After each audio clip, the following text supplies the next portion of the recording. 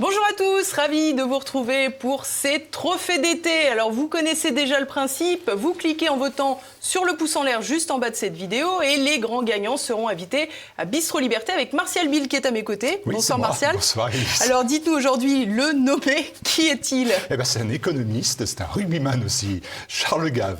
Et ben voilà, regardez tout de suite les meilleurs moments de Charles Gave et on se donne rendez-vous pour demain et le prochain numéro. La mondialisation est une américanisation. Charles Gave nous a dit oui, mais cette mondialisation se fait avec des déficits.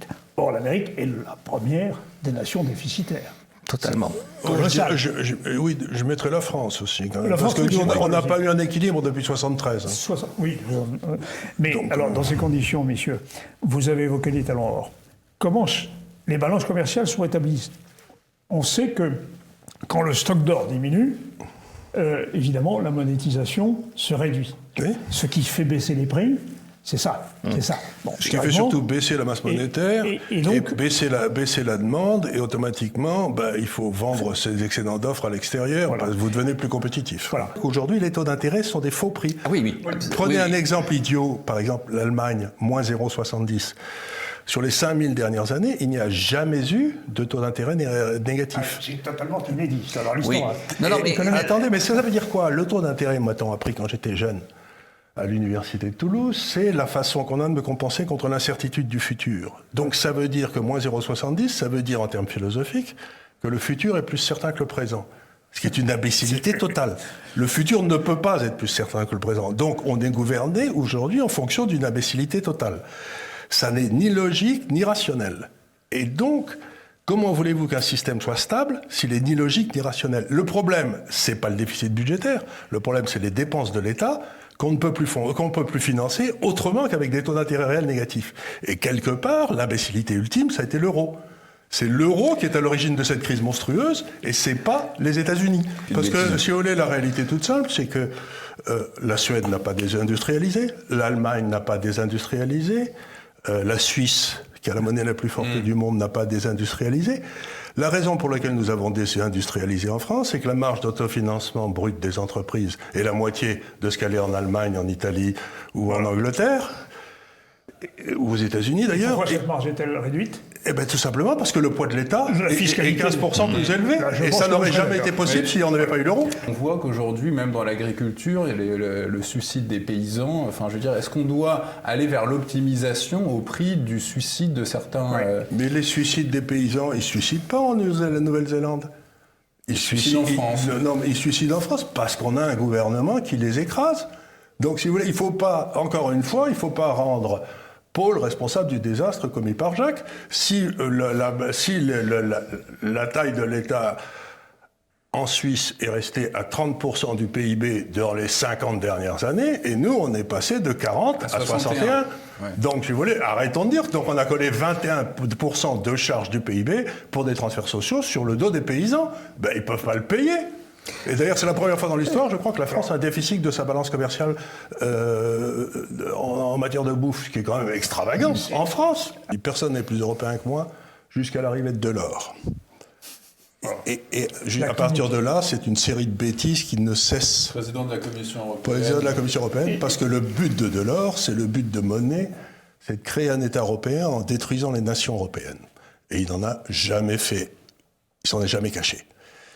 Et donc, vous aviez deux conceptions de l'Europe. La conception de l'Europe rhénane, qui était grosso modo l'Europe chrétienne de 1250, où chacun faisait ce qu'il voulait chez lui, en fonction du principe de subsidiarité qui n'a jamais été respecté. Et ensuite, s'il y avait un problème, vous appeliez l'évêché, puis tout en haut, vous appeliez Rome, et donc vous remplacez l'évêché par je sais pas quoi, les gouvernements locaux, et puis ensuite vous passiez à Bruxelles, ce qui était la même structure. Et c'était une structure qui était parfaitement décentralisée, qui fonctionnait très bien. On l'a remplacée par une structure qui a vocation à centraliser. C'est-à-dire que vous aviez le choix entre l'Europe liberté, l'Europe de Robert Schuman, et l'Europe puissance. Et les gens qui sont partisans de l'Europe puissance, c'est-à-dire de faire naître un État européen, c'est pas la première fois dans l'histoire, ça a commencé avec Charlemagne, de refaire naître l'Empire romain, qui est le spectre qui hante l'Europe depuis toujours. Vous voulez faire renaître l'Empire romain, faire renaître une Europe puissance, et ça s'est toujours terminé dans le sang et dans les larmes, et dans les guerres. Et donc, une fois de plus, on y est, l'Allemagne est haïe partout. L'Allemagne est haïe comme elle n'avait pas été depuis très longtemps. Pourquoi ? Parce qu'elle était la plus efficace, et bloquée dans un totange fixe des gens qui sont plus efficaces que les autres, avec des gens qui peuvent faire des déficits budgétaires pour compenser les pertes de richesse qu'ils vont avoir, et qui ne peuvent plus compenser par l'intermédiaire du taux de change qui baissait, comme il avait baissé sans arrêt pendant toute la période de l'Europe heureuse. C'était condamner tous ces pays à devenir des vassaux de l'Allemagne, ce qu'elle est devenue. Ce qu'ils sont tous devenus, tous les pays d'Europe du Sud. Donc ce que j'essaye de dire, c'est que il y a une idée profondément totalitaire, profondément antidémocratique et profondément anti-nation. Et les nations européennes se révoltent, elles sont folles de rage, et à juste titre. C'est que je me suis dit, dans le fond, les gens me cassent les pieds avec l'égalité contre la croissance. Vous savez, c'est les deux. C'est le Gini coefficient, le coefficient Gini, là, et de l'autre côté, l'indice de liberté du Hoover Institute, qui sont tous les deux publiés depuis 50 ans. Vous faites un graphique comme ça, et vous mettez les pays rangés par ordre de liberté, par ordre de croissance. Et vous voyez, en Europe, 3 groupes apparaître, mais gros comme le nez. Vous avez l'Europe anglaise, qui est très libre et pas très égale. Vous voyez les pays de l'Europe du Nord qui sont libres, mais moins, et très égaux. Et vous avez les pays de l'Europe du Sud qui ne sont ni libres, ni égaux. Et donc, mettre un taux de change fixe entre eux. C'est pour ça que l'Angleterre, quand il y a eu le Frexit, j'ai dit les Anglais vont sortir, j'en étais absolument certain, parce que les Anglais, j'ai vécu 25 ans en Angleterre, ils choisiront toujours l'état de droit contre le droit de l'État. Or, les pays du Sud choisissent toujours le droit de l'État. Oui. Et vous pouvez pas en empêcher. Donc, c'est un processus littéralement sociologique, et coller des gens qui croient à l'État, avec des gens qui n'y croient pas, vous pouvez pas avoir de taux de change fixe. C'est même pas possible. Vous l'aviez dit, Charles Gave, au moment de Maastricht. Charles Gave avait dit, avec l'euro, il y aura plus d'immobilier en Espagne, plus d'industrie en Allemagne et plus de fonctionnaires en France. Oui, ça s'est vérifié quand même. Prenez par exemple les réformes du travail allemandes, à la fin des années 90. Pendant que vous faisiez le travail, nous, on faisait les 35 heures. Ça a creusé le déficit français de façon immense. Mais grâce à l'euro, ils ont emprunté au taux allemand.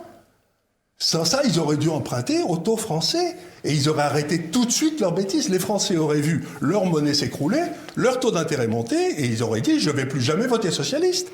Tandis que là, ils se disent « j'ai le beurre et l'argent du beurre. Moi, je suis fonctionnaire, je touche mes 2 000 € par mois, je travaille raisonnablement, mettons.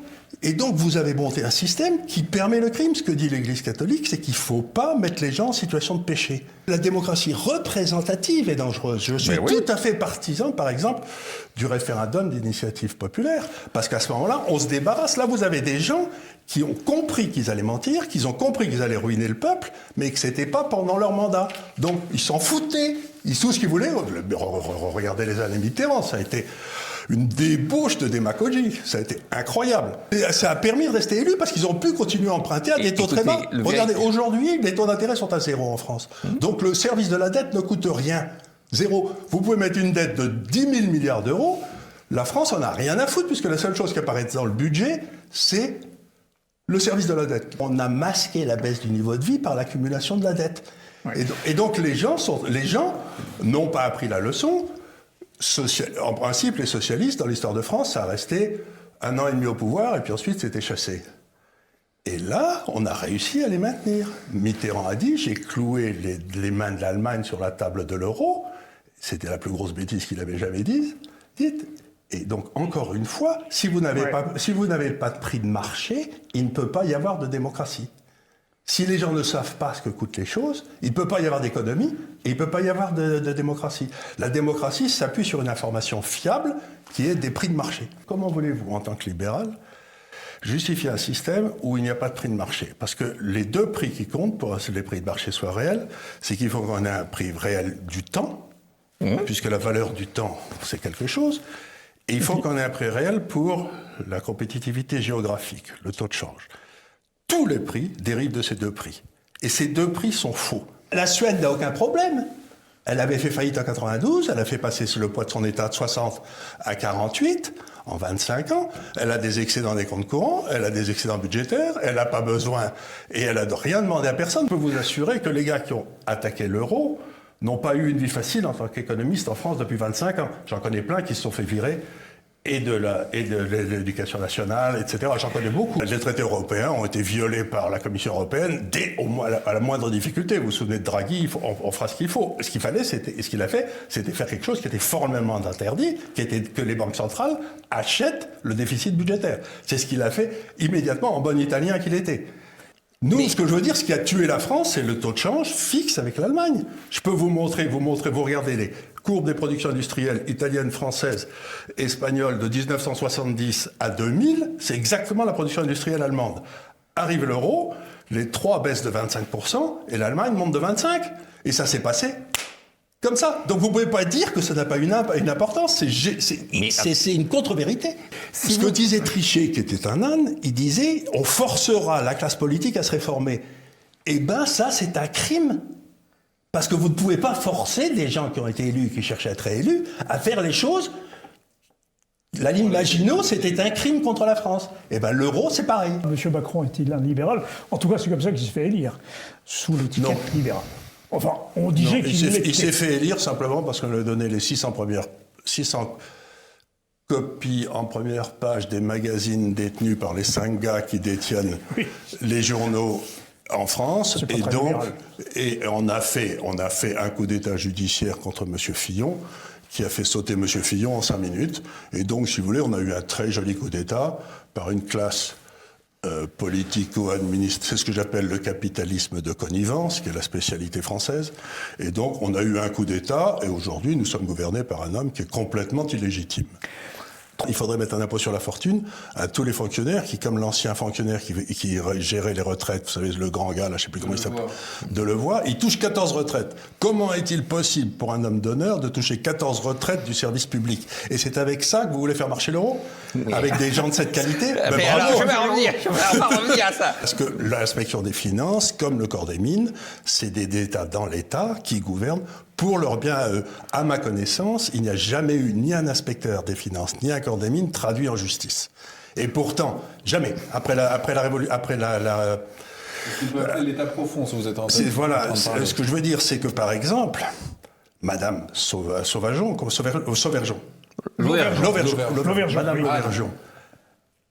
c'est inouï ce qu'elle a fait. Faire acheter une mine d'uranium par son mari à 2,5 milliards d'euros.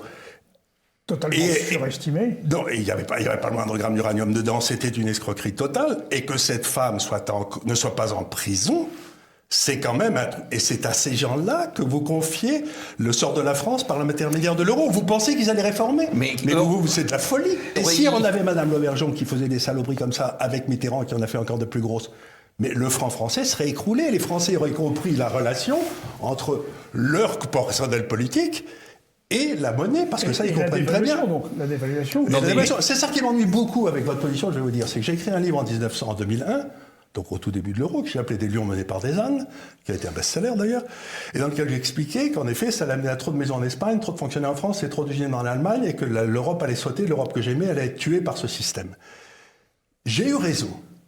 Et tous les gars qui m'ont dit que j'avais tort, aujourd'hui, ils continuent à dire que l'euro, c'est une bonne chose et que si on l'a supprimé, ça serait un désastre. Eh bien, je trouve ça indigne. Parce que vous pouvez pas, comme disent les Allemands, il vaut mieux la fin de l'horreur que l'horreur sans fin. Et ce que vous préconisez, vous, c'est l'horreur sans fin. Moi, je préfère qu'on retourne à la liberté, parce que je suis libéral. À un moment, il y a la réalité qui s'impose.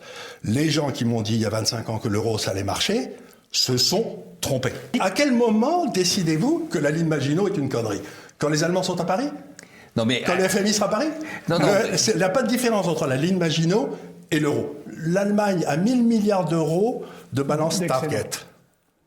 De balance target. La masse monétaire allemande aurait dû monter de 1 000 milliards d'euros. Et à ce moment-là, l'Allemagne aurait été en plein boom, sa monnaie aurait baissé, ils auraient importé comme des fous. Ils ont stérilisé tout cet argent. La France doit devenir l'Allemagne. Et moi, par exemple, il y a 40% de fonctionnaires pour 10 000 habitants de plus en France qu'en Allemagne. Bon, c'est un choix des Français, c'est un choix démocratique. Donc, Donc, en aucun cas, je ne dis qu'il faut se débarrasser des fonctionnaires. Ils ont embauché pour être élus 40%, mais ils s'en sont mis plein les fouilles eux-mêmes de l'autre côté, comme je l'ai montré avec l'exemple de M. Hollande. Donc, si vous voulez, vous pouvez être un brigand et embaucher des fonctionnaires. C'est pas séparé. Et les deux, ça fait preuve d'une très mauvaise éthique. De Gaulle disait « À quoi sert une place imprenable ?» Et la réponse était « À être prise ». Donc, où vous avez une stratégie offensive qui est fondée sur la liberté, sur le libre choix de chaque individu de se dépatouiller, ou vous avez une stratégie défensive qui est la ligne Maginot et qui permet aux gens de faire grève en 1936 et de fermer des usines d'armement pendant que l'Allemagne se réunit. Donc ce que je dis, c'est que vous avez toujours le choix, quand vous êtes un gouvernant, de faire appel à la liberté, à la responsabilité en disant aux gars, vous aurez du sang et des larmes, mais on retrouvera notre souveraineté, ou on va devenir des esclaves des Allemands. Eh bien, ce que je dis, c'est que Tsipras a choisi d'être un esclave des Allemands. Je connais bien la Grèce, j'y ai passé 4 ans, et il a choisi, et le peuple grec crève. Regardez le nombre de jeunes qui se barrent de Grèce. Il n'y a plus un jeune en Grèce, ils sont tous en Australie. Et vous savez, la nature des élites françaises, c'est de penser que le peuple est idiot. Et qu'il est heureusement là, lui, pour leur apprendre la bonne chose. Comme vient me le dire mon opposant ici en face, il montre ça avec une remarquable constance depuis Giscard, quoi. C'est-à-dire que depuis Giscard, ils sont pires les uns que les autres. Je vais vous faire une analyse assez simple. Je vais vous dire la chose suivante. C'est dans un système politique, pour répondre à votre question, vous avez 3 niveaux. Vous avez le peuple, qui est le souverain, rappelons-le. Vous avez la classe qui gère l'État, les fonctionnaires. L'État, c'est une espèce de machine extraordinairement compliquée, donc il faut des gens très compétents, avec une mémoire de cheval, qui connaissent toutes les règles et qui n'ont aucun caractère. Sinon, ils n'auraient pas fait toutes ces études pour pas gérer un truc qui n'a aucun intérêt. Et le troisième, c'est le politique, qui est tout en haut, et dont le rôle est d'être foudroyé s'il se trompe. Pétain.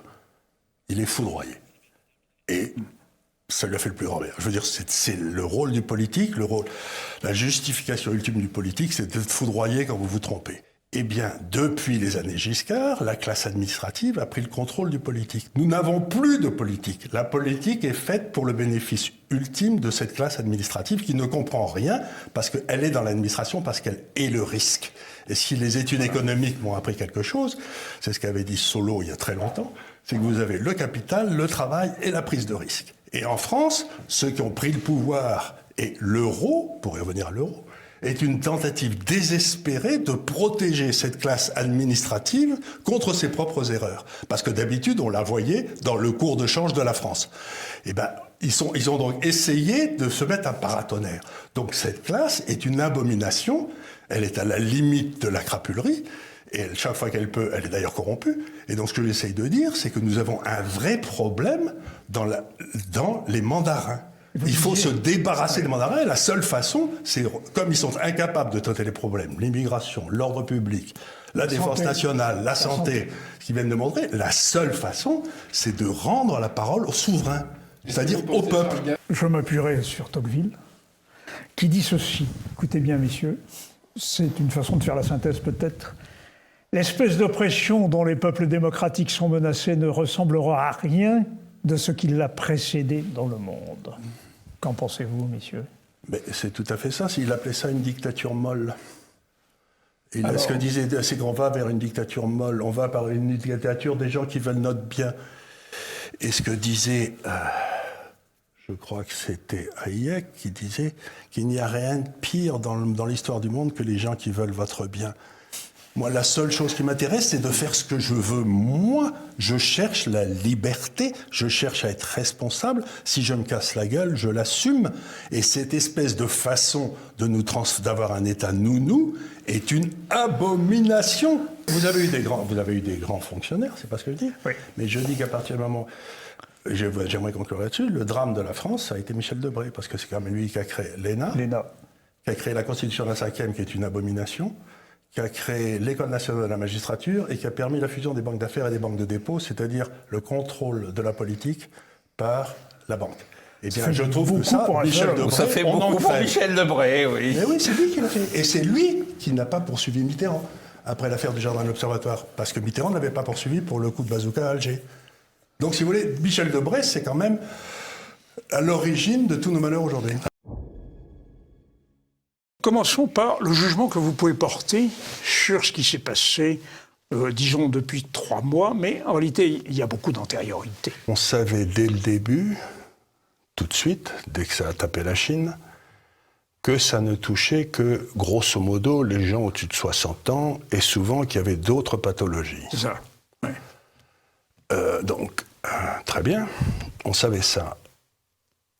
Et je ne comprends pas pourquoi on n'a pas pris une mesure toute simple, c'était de dire aux gens de plus de 60 ans, dont moi par exemple, écoutez, restez chez vous, protégez-vous et tout, et qu'on a foutu la paix aux autres. Parce que pour les autres, c'était guère plus une grosse grippe, quoi. Vous voyez ce que je veux dire? Ça va d'ailleurs, le mot avait été d'ailleurs prononcé. C'était pas plus qu'une grosse grippe. Donc, quelqu'un comme le docteur Raoult, dans son service à Marseille, où il a soigné des tas de gens, il en a soigné, je crois, 6000 ou quelque chose comme ça, n'a pas eu un mort en dessous de 60 ans. Ah oui. Passé avec son traitement, etc. Enfin, il n'a pas eu un mort en dessous de 60 ans. Donc, vous ne pouvez pas vous empêcher de penser pourquoi foutre tout le monde en tôle, chez eux, pour protéger des gens qui, de toute façon, sont chez eux et ne travaillent pas, puisqu'ils sont tous à la retraite. Donc, on a arrêté l'économie. Pourquoi?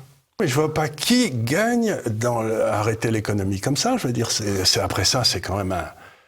Alors, ce que j'ai vu ensuite se développer, c'est un non-respect de la Constitution absolument aberrant, parce que le droit de réunion est constitutionnel. Absolument. Et donc, on nous dit, vous n'avez plus le droit de vous réunir. Mais, alors ça veut dire que l'État, il y a des moments où l'État peut abolir tout le préambule de la Constitution française, droit de liberté de parole, liberté de mouvement, de culte, liberté de culte, etc. Tous ces droits-là sont abolis en fonction d'un nouveau droit qui est de protéger une partie de la population qui serait en danger. Mais je ne comprends pas que les Français aient voté dans un référendum sur ce sujet-là.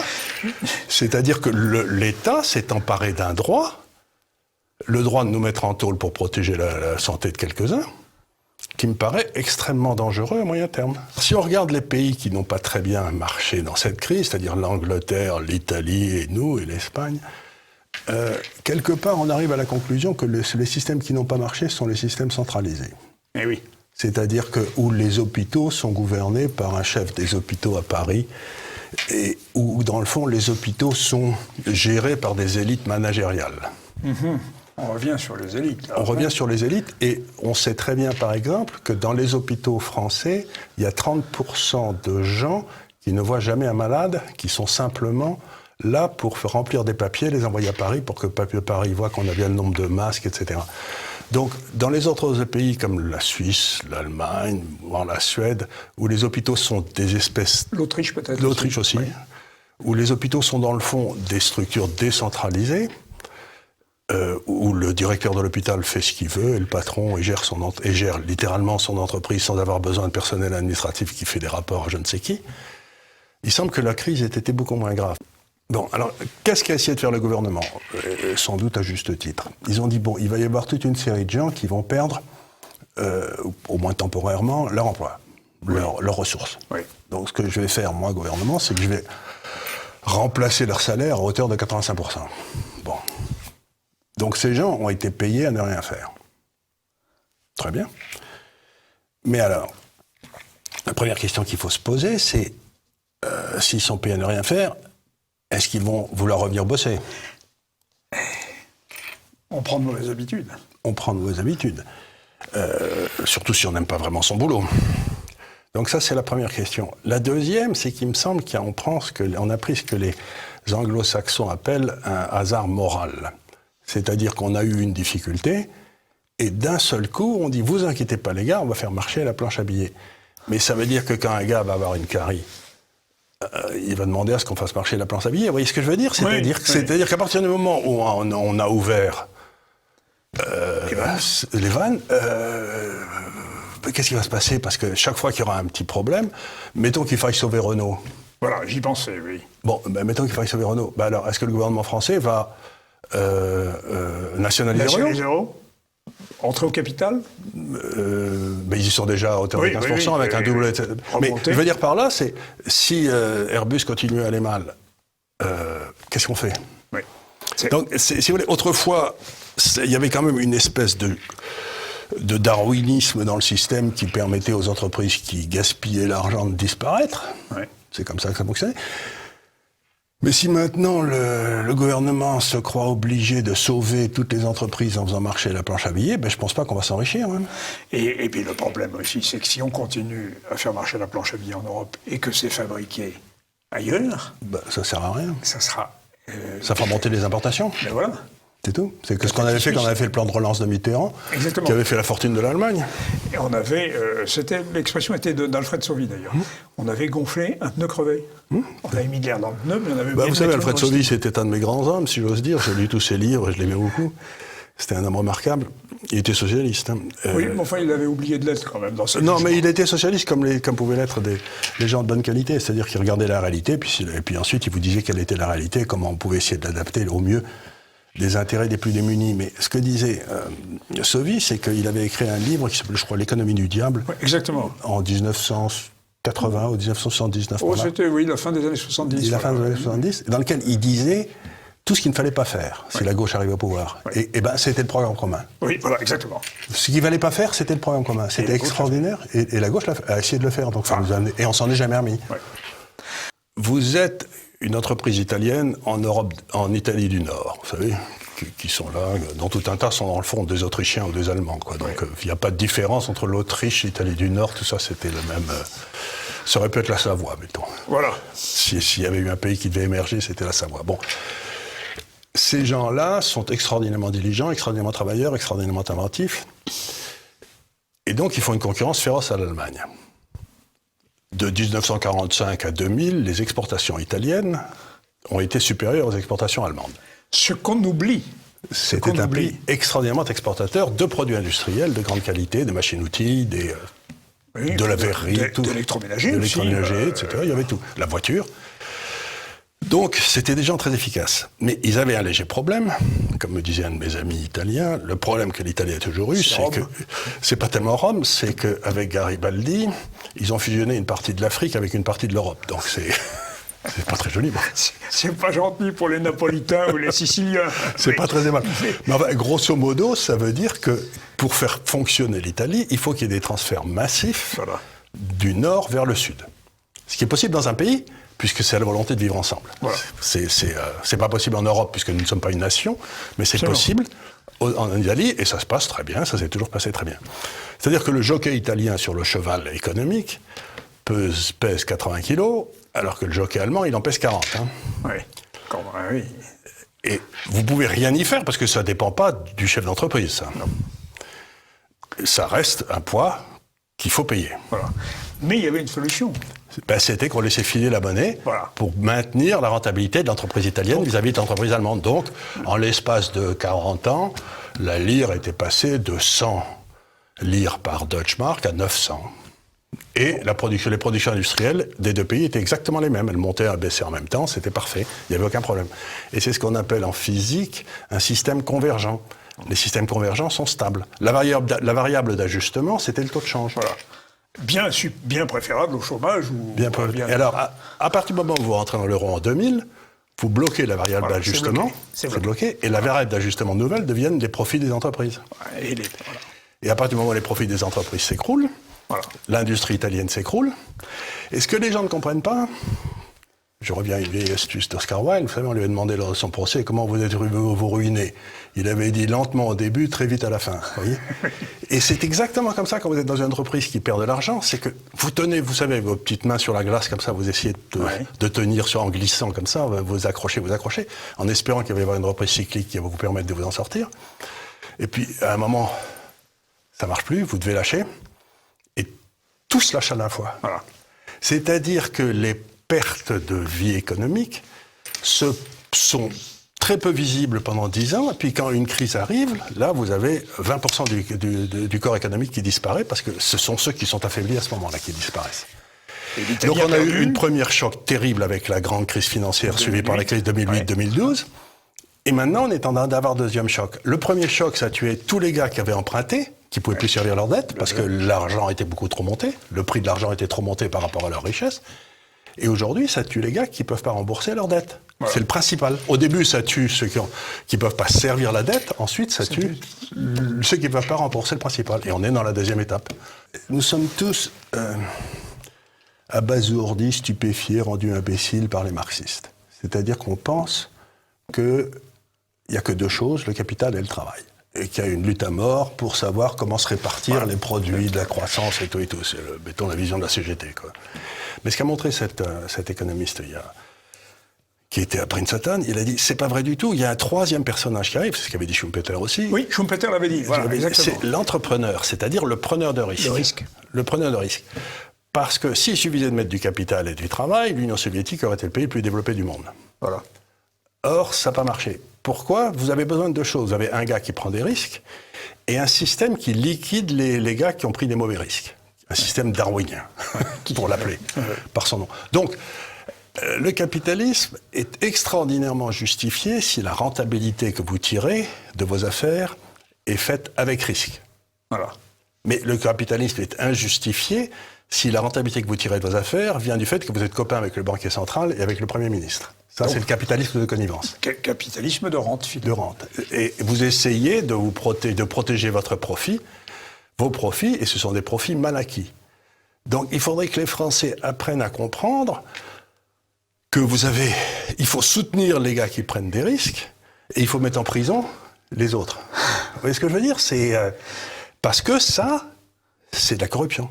Nous ne sommes pas là pour prédire l'avenir, mais vous n'êtes pas le seul sur ce plateau qui a évoqué quand même le risque d'explosion de l'euro.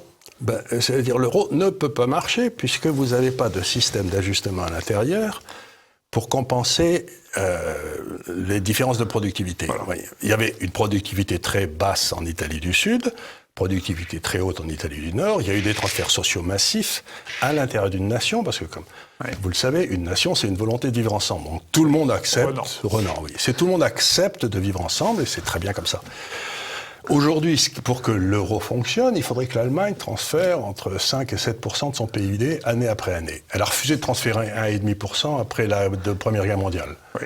Donc l'Allemagne ne paiera pas. Nous sommes directement en face d'un conflit de souveraineté. Voilà. C'est-à-dire que l'Allemagne dit « je suis souveraine sur ma constitution ». Maintenant, les autres font ce qu'ils veulent en Europe. J'ai rien à dire, y compris la Cour de justice européenne, etc. C'est pas mon truc. Mais par contre, comme la Bundesbank est une institution allemande, je lui demanderai de sortir de l'euro. Est-ce qu'il y aura un euro du Nord, un euro du Sud ? À quoi ça servirait ? Imaginons que les Italiens se réforment. Et à ce moment-là, on se retrouvait, nous, en France, dans une situation impossible. Ah oui, il faudrait faire un euro du Sud-Est, un euro du Sud-Ouest, on peut dire, c'est n'importe quoi. Il faut que chaque pays retourne sur sa monnaie. Ce que disait REF, c'est que le taux de change, c'est l'égout collecteur des droits non gagnés. Ah oui, c'est bien vu, ça. Et donc, excellente formule. Excellente formule. Donc, il y avait de bonnes formules, bref. Et donc, vous avez cet égout collecteur des droits non gagnés. Si vous voulez, si la France veut continuer à distribuer des droits non gagnés à sa population, on les distribuera de plus en plus en monnaie de singe. Et si l'euro disparaît, qu'est-ce qu'on va faire ? On va gagner plein d'argent, ça avec le pied. Enfin, l'Europe va renaître. L'Europe de la diversité, l'Europe de l'indépendance, l'Europe des petits entrepreneurs, tout ça, ça va repartir comme en 40. Et à ce moment-là, vous devez vous bourrer de tout ce qu'il y a en Europe du Sud. L'Italie, l'Espagne, la France. Mais par contre, vous devez vendre l'Allemagne à fond la caisse. Parce que les Allemands, ils sont tous investis. Comme ils sont restés dans une monnaie trop basse trop longtemps, ils sont dans tous les mauvais secteurs. Ils sont dans l'automobile, ils sont dans tous les trucs dont plus personne n'a besoin. Machine-outil, quand même. Machine-outil, mais pour faire des automobiles, alors ça vous fait une belle jambe. Ouais. Ce que je veux dire par là, c'est que l'Allemagne a gagné, elle a foutu en l'air nos entreprises. Oui, mais sans bénéfice, finalement, à long terme. Mais elle nous a rendu quelque part un service en nous débarrassant des trucs qui allaient crever de toute façon. Mais elle se retrouve avec tous les trucs qui vont crever. Aïe. D'accord. Donc, les gens qui me disent l'Allemagne va sortir grand vainqueur, ils comprennent rien. C'est l'Italie et la France qui vont sortir grand vainqueur. Ah ben voilà un motif d'espérer.